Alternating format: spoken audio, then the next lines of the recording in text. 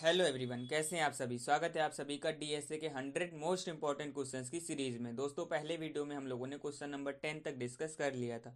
इस वीडियो में हम लोग नेक्स्ट 10 क्वेश्चंस को डिस्कस करेंगे। आई होप आप सभी लोगों ने पहले वीडियो को देख लिया होगा। आप में से जिन भी लोगों ने पहले वीडियो को नहीं देखा है वो लोग भी वीडियो को जरूर देख लेंगे। प्लेलिस्ट का लिंक आपको वीडियो के डिस्क्रिप्शन में मिल जाएगा। आइए आज के सेशन को हम लोग क्वेश्चन नंबर 11 से स्टार्ट करते हैं, जो कि हमारा एक मोस्ट इंपॉर्टेंट क्वेश्चन है। हमको बताना है the necessary condition to be checked before deletion from the queue is. तो जब हम लोग क्यू डेटा स्ट्रक्चर में कोई भी एलिमेंट को डिलीट करते हैं तो हम कौन सी कंडीशन को चेक करते हैं। Option A overflow, option B underflow, option C rear value या front value, option D more than one of the above, option E none of the above. तो इस क्वेश्चन का करेक्ट आंसर क्या है? Option B underflow. तो जब भी हम लोग चाहे क्यू डेटा स्ट्रक्चर की बात करें या स्टैक डेटा स्ट्रक्चर की बात करें, जब भी कोई एलिमेंट को डिलीट करते हैं तो हम लोग अंडरफ्लो कंडीशन को चेक करते हैं। तो अंडरफ्लो कंडीशन को क्यों चेक करते हैं? क्योंकि हमारा जो क्यू है या स्टैक है पूरी तरीके से एम्प्टी तो नहीं है। तो ये चेक करने के लिए हम लोग अंडरफ्लो कंडीशन चेक करते हैं। यदि एम्प्टी है तो हम लोग उसमें से कैसे कोई भी एलिमेंट को डिलीट कर पाएंगे, तो इसीलिए अंडरफ्लो कंडीशन चेक करते हैं। और ओवरफ्लो कंडीशन चेक करते हैं जब भी कोई एलिमेंट को इंसर्ट करना होता है। तो इंसर्ट करने के लिए क्या होना चाहिए? हमारा क्यू खाली होना चाहिए। तो खाली है तभी हम एलिमेंट को इंसर्ट कर पाएंगे, और खाली नहीं है तो कैसे इंसर्ट कर एलिमेंट को इंसर्ट कर पाएंगे। तो इसलिए जब भी कोई एलिमेंट इंसर्ट करते हैं तो ओवरफ्लो कंडीशन चेक करते हैं, और जब भी कोई एलिमेंट डिलीट करते हैं तो अंडरफ्लो कंडीशन चेक करते हैं। और जब जो हमारा क्यू डेटा स्ट्रक्चर होता है, क्यू हमारा एक लीनियर डेटा स्ट्रक्चर है, तो उसमें क्या होते हैं? दो एंड होते हैं। एक एंड को हम लोग क्या बोलते हैं? फ्रंट बोलते हैं, और एक एंड को रियर बोलते हैं। फ्रंट से हम लोग क्या करते हैं? फ्रंट एंड से कोई भी एलिमेंट को डिलीट करना होता है तो फ्रंट एंड से करते हैं, और कोई भी एलिमेंट को इंसर्ट करना होता है तो रियर एंड से करते हैं, है ना। आइए आगे बढ़ते हैं और नेक्स्ट क्वेश्चन, क्वेश्चन नंबर 12 को डिस्कस करते हैं। क्या है क्वेश्चन नंबर 12? हमको बताना है which one of the following is the overflow condition in linear Q with A size max size.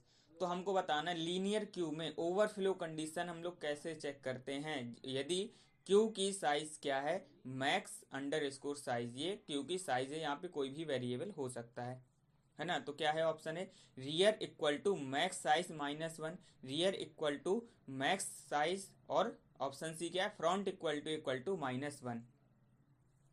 तो जब भी हम लोग ओवरफ्लो कंडीशन चेक करते हैं तो हम लोग लिखते हैं रियर इक्वल टू या rear equal to max size -1। तो यहाँ पे हमारा क्या ऑप्शन करेक्ट हो जाएगा? ऑप्शन बी, ऑप्शन ए हमारा यहाँ पे करेक्ट हो जाएगा। और जब हम लोग अंडरफ्लो कंडीशन चेक करते हैं तो वहां पे हम लोग चेक करते हैं कि जो हमारा फ्रंट है उसकी वैल्यू -1 तो नहीं है। यदि फ्रंट की वैल्यू -1 है तो इसका मतलब क्या है? हमारा क्यू पूरी तरीके से इम्प्टी है।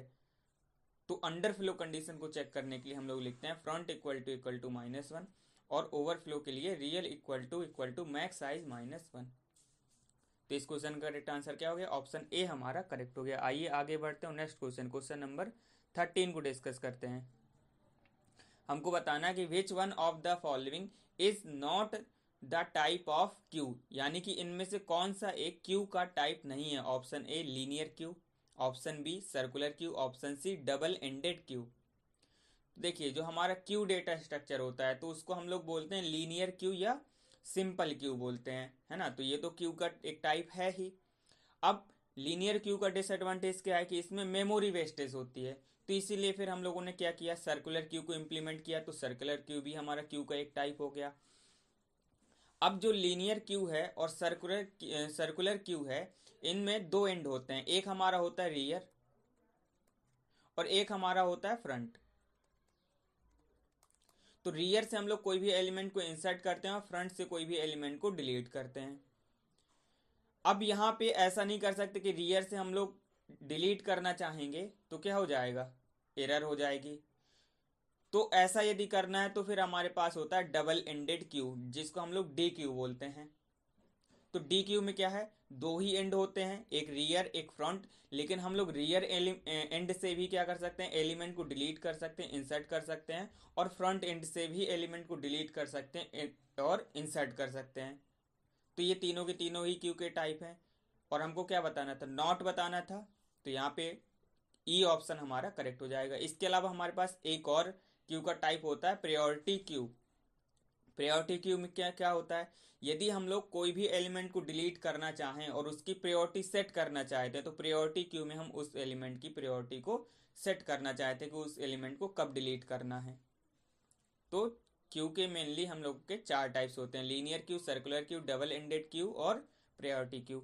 आइए आगे बढ़ते हैं और नेक्स्ट क्वेश्चन, क्वेश्चन नंबर 14 को डिस्कस करते हैं। क्या है क्वेश्चन नंबर 14? हमको बताना है कि a linear data structure in which insertion and deletion operation can be performed from both the end is. तो अभी हम लोगों ने देखा कि एक ऐसा डेटा स्ट्रक्चर हमको बताना है जिसके हम लोग दोनों एंड से एलिमेंट को इंसर्ट भी कर सकते हैं और डिलीट भी कर सकते हैं। तो क्या होता है, डी क्यू होता है, डबल एंडेड क्यू होता है। तो इस क्वेश्चन का करेक्ट आंसर क्या हो गया, ऑप्शन सी हमारा करेक्ट हो गया। आइए आगे बढ़ते हैं नेक्स्ट क्वेश्चन, क्वेश्चन नंबर 15 को डिस्कस करते हैं। क्या है क्वेश्चन नंबर 15? हमको बताना है कि if circular queue is implemented using array having size max size. तो एक सर्कुलर क्यू है जिसको हम लोग एरे की हेल्प से इम्प्लीमेंट कर रहे हैं, जिसकी मैक्सिमम साइज क्या है, मैक्स साइज से दिया हुआ है। In which array index starts with zero. Array का इंडेक्स जीरो से स्टार्ट हो रहा है। Front points to the first element in the queue. जो फ्रंट है पहले एलिमेंट को पॉइंट करता है, ठीक है। And rear points to the last element, और रियर लास्ट एलिमेंट को पॉइंट कर रहा है। अब हमको बताना क्या है, which one of the following condition is use to specify that the circular queue is empty. तो अब हमको कैसे पता चलेगा कि हमारा जो सर्कुलर क्यू है इम्प्टी है। तो सर्कुलर क्यू इम्प्टी कब होता है, तो जब फ्रंट और रियर दोनों की वैल्यू क्या हो जाएगी, -1 हो जाएगी, तो हमारा सर्कुलर क्यू इम्प्टी हो जाएगा। और यही कंडीशन हमारे क्यू में भी होती है। यदि फ्रंट की वैल्यू और रियर की वैल्यू -1 है तो इसका मतलब क्या है कि हमारे क्यू में कोई भी एलिमेंट नहीं है, हमारा क्यू पूरा का पूरा क्या है, इम्प्टी है। तो चाहे सर्कुलर क्यू बोले या क्यू बोले, हम लोग यदि फ्रंट इक्वल टू -1 है और रियर इक्वल टू -1 है तो इसका मतलब क्या है कि क्यू हमारा इम्प्टी है। तो इस क्वेश्चन का करेक्ट आंसर क्या हो गया, ऑप्शन ए हमारा करेक्ट हो गया। अब यदि हमने क्या कर दी, फ्रंट और रियर की वैल्यू जीरो कर दी, यानी कि जो इंडेक्स हमारा जीरो से स्टार्ट है ना, इंडेक्स हमारा जीरो से स्टार्ट है, और एफ भी इसी को पॉइंट कर रहा है और आर यानी रियर भी इसी को पॉइंट कर रहा है। तो यहाँ पे तो कोई एलिमेंट है, तो इसका मतलब ऑप्शन बी गलत हो गया। अब front equal to rear plus one, अब front equal to rear plus one है, तब भी कोई दिक्कत नहीं है, तब भी क्या होगा, ये हमारा क्यू इम्प्टी नहीं होगा। अब front equal to rear plus one कब लिखते हैं सर्कुलर क्यू में, तो जब भी हम लोग को सर्कुलर क्यू में ओवरफ्लो कंडीशन चेक करनी होती है तब हम लोग लिखते हैं front equal to rear plus one, या इसी को और लिख देते हैं front equal to rear plus one modulo max size, है ना। अब चूंकि यहाँ पे जब हम लोग सर्कुलर क्यू आप लोगों ने पढ़ा होगा तो आप लोगों ने देखा होगा कि यहाँ पे जब हम लोग रियर की वैल्यू कैलकुलेट करते हैं तो वहाँ पे हम लोग जब कैलकुलेट करते हैं तो मॉडुलो मैक्साइज करते ही हैं। इसीलिए जब हम लोग ओवरफ्लो कंडीशन चेक करते हैं तो वहाँ पे फ्रंट में रियर प्लस वन लिखें या रियर प्लस वन मॉडुलो मैक्साइज लिखें तो कोई दिक्कत नहीं है। तो सर्कुलर क्यू में यदि हम लोग बात करें ओवरफ्लो कंडीशन कैसे चेक करते हैं, तो सर्कुलर क्यू में ओवरफ्लो कंडीशन चेक करते हैं तो सबसे पहले तो हम लोग चेक करते हैं कि फ्रंट की वैल्यू क्या है, जीरो है, और एंड रियर की वैल्यू क्या है, rear equal to max size -1। तो ये एक कंडीशन होती है ओवरफ्लो की। और इसके अलावा हम लोग क्या लिखते हैं, front equal to rear plus one. तो इन दोनों में से कोई भी कंडीशन ट्रू होगी, चाहे ऊपर वाली या नीचे वाली, तो ये हमारा क्या बताएगा कि जो हमारा सर्कुलर क्यू है वो फुल हो गया है, अब इसमें कोई भी एलिमेंट को इंसर्ट नहीं कर सकते, यानी कि ओवरफ्लो कंडीशन को बताएगा। आइए आगे बढ़ते हैं और नेक्स्ट क्वेश्चन, क्वेश्चन नंबर 16 को डिस्कस करते हैं। क्या है question number 16? Consider the following statement regarding Q for inserting an element. तो ये हमको स्टेटमेंट दिए गए हैं, कोई एलिमेंट को इंसर्ट करना है। अब हमको क्या बताना है, choose the correct sequence for inserting an element in Q from the options given below. तो ये जो हमको ऑप्शन दिए गए हैं इनमें से हमको करेक्ट सिक्वेंस बताना है। तो जब भी हम लोग क्यू में वैल्यू इंसर्ट करते हैं तो हम लोग क्या करते हैं, सबसे पहले अभी हम लोगों ने जाना यहाँ तक के क्वेश्चंस में कि सबसे पहले हम लोग फुल कंडीशन चेक करते हैं, यानी कि ओवरफ्लो कंडीशन चेक करते हैं, तो सबसे पहले तो बी आएगा। इसके बाद अब हमको वैल्यू इंसर्ट करनी है, तो हमको क्या करना पड़ेगा, रियर को इंक्रीमेंट करना पड़ेगा, और रियर को ही इंक्रीमेंट करेंगे क्योंकि रियर एंड से ही हम लोग क्या करते हैं, वैल्यू को इंसर्ट करते हैं। तो बी के बाद ए आ गया। अब जब रियर की वैल्यू इंक्रीमेंट कर दी तो उसी जो नई वैल्यू आई है रियर की, उसी में क्या कर दो, वैल्यू को इंसर्ट कर दो, तो सी। तो बी ए सी हमारा सीक्वेंस बना, बी बी ए सी। ऑप्शन 4 हमारा यहाँ पे करेक्ट हो गया। अब यहाँ पे एक स्टेटमेंट और हो सकता था डी करके, क्या कि जब जब हमारा क्या होता है कि क्यू हमारा पूरी तरीके से इम्प्टी होता है, कंप्लीटली इम्प्टी होता है, और इसमें जब हम लोग फर्स्ट एलिमेंट को इंसर्ट करते हैं तो वहां पे हम लोग क्या करते हैं, फ्रंट की वैल्यू को एक और इंक्रीमेंट करते हैं, यानी front equal to front plus 1 भी करते हैं, लेकिन कब, जब सिर्फ फर्स्ट एलिमेंट को इंसर्ट करते हैं। तो ये तो हो गया इंसर्ट करने का प्रोसेस। यदि डिलीट करना है तो क्या करेंगे बताइए आप लोग। तो डिलीट करना है तो सबसे पहले अंडर फ्लो कंडीशन चेक करेंगे। अंडर फ्लो कंडीशन चेक करने के बाद यदि हमारा क्यू एम्प्टी नहीं है तो हम क्या करेंगे, एलिमेंट को डिलीट कर देंगे। दूसरे स्टेप में हमने एलिमेंट को डिलीट कर दिया। अब तीसरे स्टेप में हम लोग क्या करते हैं, चेक करते हैं सबसे पहले कि जो हमने एलिमेंट डिलीट किया क्या वो लास्ट एलिमेंट था क्यू का। तो यदि लास्ट एलिमेंट था तो फिर क्या करो, फ्रंट की वैल्यू और रियर की वैल्यू दोनों को क्या कर दो, -1 कर दो, क्योंकि अब लास्ट एलिमेंट को डिलीट कर देंगे तो इसका मतलब क्या है कि हमारा क्यू हमारा पूरा का पूरा क्या हो गया, एम्प्टी हो गया। तो तीसरी स्टेप में क्या करते हैं, सबसे पहले चेक करते हैं जो हमने एलिमेंट डिलीट किया वो लास्ट एलिमेंट तो नहीं था, यदि था तो रियर और फ्रंट की वैल्यू -1 कर दो, और यदि लास्ट एलिमेंट नहीं था तो फ्रंट की वैल्यू को इंक्रीमेंट कर दो। तो ये डिलीट करने का प्रोसेस होता है। आइए आगे बढ़ते हैं नेक्स्ट क्वेश्चन, क्वेश्चन नंबर 17 को डिस्कस करते हैं। क्या है क्वेश्चन नंबर 17, हमको बताना है consider the following sequence of operation on an empty Q. तो एक एम्प्टी क्यू है, इसमें हमको ये ऑपरेशन परफॉर्म करना है। तो सबसे पहले क्या करना है, इन क्यू। तो इन क्यू का मतलब क्या होता है, इंसर्ट करना। तो इन क्यू 21, तो क्यू हमने एक ले लिया, ठीक है। तो सबसे पहले हमने इसमें क्या किया, 21 इंसर्ट किया, ठीक। फिर क्या करना है, एन क्यू 24, तो अब हमने 24 को इंसर्ट किया। फिर क्या करना है, डी क्यू, तो डी क्यू करना है। अब आपको पता होगा कि जो हमारा क्यू है कौन सी प्रिंसिपल को फॉलो करता है, फर्स्ट इन फर्स्ट आउट। तो पहले कौन आया था, 21 आया था, तो इसी को सबसे पहले डी क्यू कर दो, तो ये डी क्यू हो गया। अब क्या करना है, इन क्यू 28, तो इन क्यू कर दो 28 को, डी क्यू का मतलब डिलीट करना, इन क्यू का मतलब इंसर्ट करना। फिर इन क्यू 32, तो इन क्यू कर दिया 32। अब डी क्यू, और डी क्यू करना, और डी क्यू की वैल्यू एक्स में स्टोर करना है। तो क्या हो जाएगा, अब डी क्यू किसको करेंगे, जो पहले आया था, तो इन सब में पहले कौन आया था, 24। तो 24 क्या हो जाएगा, डी क्यू होगा, 24 डी क्यू हुआ और एक्स में स्टोर हो गया। तो अब क्या बताना, क्या the value of x is, तो क्या हो जाएगी 24, ऑप्शन सी हमारा करेक्ट हो जाएगा। यदि हम लोग यहाँ पे ये याद न रखते कि क्यू हमारा first in first out principle को फॉलो करता है, तो ये क्वेश्चन हमारा गलत हो सकता था। आइए आगे बढ़ते हैं नेक्स्ट क्वेश्चन, क्वेश्चन नंबर 18 को डिस्कस करते हैं। क्या है क्वेश्चन नंबर 18, हमको बताना है कि विच one of the following is not the application of Q data structure, यानी कि इनमें से कौन सा एक क्यू डेटा स्ट्रक्चर का एग्जाम्पल नहीं है। तो ये बहुत ही आसान क्वेश्चन है, इसको हम लोग कैसे बता सकते हैं। तो हमको पता है जो हमारा क्यू डेटा स्ट्रक्चर है फीफो प्रिंसिपल को फॉलो करता है। तो जहाँ पे भी हमको इसकी नीड होगी, फर्स्ट इन फर्स्ट आउट की नीड होगी, तो वहीं पे हम लोग क्या करेंगे, क्यू डेटा स्ट्रक्चर का यूज़ करेंगे।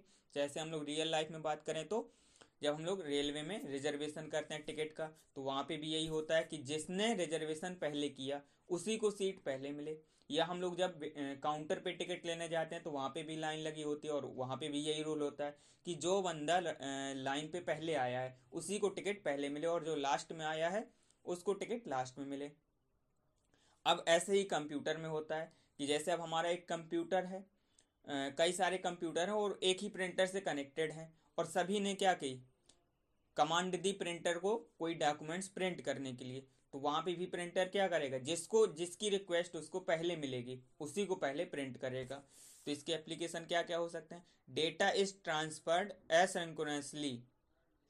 तो डेटा को हमको जब ट्रांसफर करना है, तो जब डेटा को ट्रांसफर करना है तो वहां पे भी तो हमको यही चाहिए होता है। मान लो कि हमको 4 बाइट हमको ट्रांसफ़र करना है। तो 4 बाइट ट्रांसफ़र करना, तो हम भी यही चाहेंगे कि जो हमारा पहला बाइट है वही पहले पहुंचे, और जो दूसरा बाइट है उसके बाद फिर, और जो फोर्थ बाइट है वो सबसे लास्ट में पहुंचे। क्यों? क्योंकि उसी सीक्वेंस में जब हमको डेटा मिलेगा तभी हम उसको रिकॉग्नाइज कर पाएंगे। तो जब डेटा ट्रांसफ़र करना होता है तब क्यू का यूज़ करते हैं, क्योंकि वहाँ पे हम लोग को फर्स्ट इन फर्स्ट आउट हमको चाहिए। Resources is shared between various system, तो जो रिसोर्सेज हैं वो वेरियस सिस्टम में शेयर हैं, तो इसके लिए भी हमको क्यू की ज़रूरत होगी, जैसे हम लोगों ने प्रिंटर की बात की। सी क्या है? बैलेंसिंग ऑफ सिंबल्स, सिंबल्स को बैलेंस करने के लिए। तो सिंबल्स को बैलेंस करने के लिए हम लोग कैसे क्यू का यूज़ कर सकते हैं? नहीं कर सकते हैं। तो यहाँ पे हमारा सी करेक्ट हो जाएगा। हमको नॉट बताना था, यानी कि कौन सा प्रिंसिपल नहीं है। तो इस क्वेश्चन का करेक्ट आंसर क्या हो गया? ऑप्शन सी हमारा करेक्ट हो गया। आइए आगे बढ़ते हैं और नेक्स्ट क्वेश्चन, क्वेश्चन नंबर 19 को डिस्कस करते हैं। हमको बताना क्या है? Stack data structure uses. तो जो स्टैक डेटा स्ट्रक्चर है वो कौन से प्रिंसिपल को यूज करता है? Option A FIFO, option B LIFO, option C LILO. तो जो स्टैक है वो क्या फॉलो करता है? Last in first out. तो हमारा क्या ऑप्शन करेक्ट हो गया? ऑप्शन बी करेक्ट हो गया। इसी को हम लोग क्या बोल सकते हैं? First in last out. FILO भी बोल सकते हैं, फर्स्ट इन लास्ट आउट, लेकिन होता है लास्ट इन फर्स्ट आउट। जैसे कि हमारा क्यू में क्या होता है? फर्स्ट इन फर्स्ट आउट होता है। और इसी को कुछ लोग क्या बोलते हैं? जब पहले आया है तो पहले जाएगा, तो इसी को हम लोग दूसरे शब्दों में क्या बोल सकते हैं? जो लास्ट में आया वो लास्ट में जाएगा, लास्ट इन लास्ट आउट, है ना। तो स्टैक क्या फॉलो करता है? Last in first out. Stack भी हमारा एक डेटा स्ट्रक्चर है, लीनियर डेटा स्ट्रक्चर है, जिसमें एक ही एंड होता है। उसी एंड से हम लोग क्या करते हैं? कोई भी एलिमेंट को इंसर्ट करना होता है तो उसी एंड से इंसर्ट करते हैं, और कोई भी एलिमेंट को डिलीट करना होता है तो भी उसी एलिमेंट से, उसी एंड से क्या करते हैं? डिलीट करते हैं। आइए आगे बढ़ते हैं और नेक्स्ट क्वेश्चन, क्वेश्चन नंबर 20 को डिस्कस करते हैं, जो कि हमारा आज के सेशन का लास्ट क्वेश्चन है। क्या है क्वेश्चन नंबर 20? हमको बताना है कि विच one of the following is the overflow condition in stack data structure with A size max size. तो स्टैक डेटा स्ट्रक्चर में हमको ओवरफ्लो कंडीशन बताना है। तो वहाँ पे भी हमारा क्या हो जाएगा? Top equal to max size -1। तो इससे हम लोग क्या करेंगे? ओवरफ्लो कंडीशन को चेक कर लेंगे, और यदि टॉप की वैल्यू -1 है तो ये क्या बताएगा? अंडरफ्लो कंडीशन बताएगा। तो जो हमारा स्टैक डेटा स्ट्रक्चर होता है उसमें हम लोग के पास एक ही वेरिएबल होता है, टीओपी, टॉप बोलते हैं। यही हमको क्या करता है? जो हमारा स्टैक है उसके टॉप को पॉइंट करता है। टॉप में जो वैल्यू है, टॉप इंडेक्स में जो भी वैल्यू है, जो एड्रेस है, उसको क्या करता है? पॉइंट करता है। तो यदि हम लोग को ओवरफ्लो कंडीशन चेक करनी है तो हम लोग लिखते हैं top equal to max size -1, और यदि अंडरफ्लो कंडीशन चेक करनी है तो टॉप की वैल्यू -1 चेक करते हैं। तो इस क्वेश्चन का करेक्ट आंसर क्या है? Option A. आई होप आप सभी लोगों को सभी क्वेश्चन समझ में आ गए होंगे। आप में से जिन लोगों को भी जिस भी क्वेश्चन में कोई डाउट है तो आप लोग कमेंट में पूछ सकते हैं। वीडियो को लास्ट तक देखने के लिए आप सभी लोगों को बहुत बहुत धन्यवाद। मिलते हैं हम लोग नेक्स्ट क्लास में। Thank you so much.